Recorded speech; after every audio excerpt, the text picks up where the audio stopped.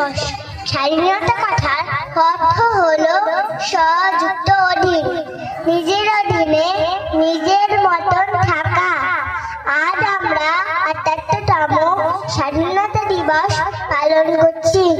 ১৯৪৭ সালের আগে ভারত ছিল ইংরেজদের অধীনে।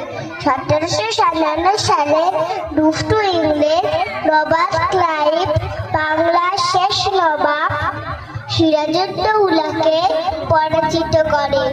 সেই থেকে শুরু হয় ব্রিটিশ শাসন। তাদের ২০০ বছর ধরে শাসন চালিয়েছিল। ভারতবাসীর উপর অত্যাচার করত, গুলি করত, ফাঁসি দিত। এসব সহ্য করতে না পেরে বীর ছেলেমেয়েরা বিপ্লবী ওঠে।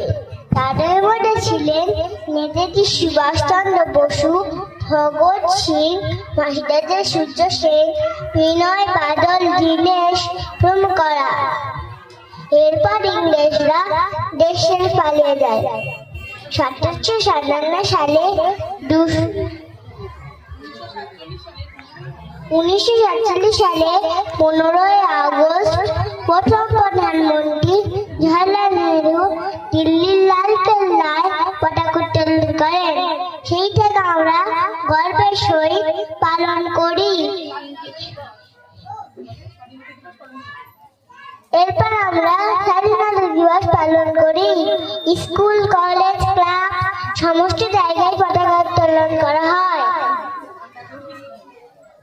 গর্বিত আমরা ভারতবাসী। বন্দে মাতরম। জয় হিন্দ।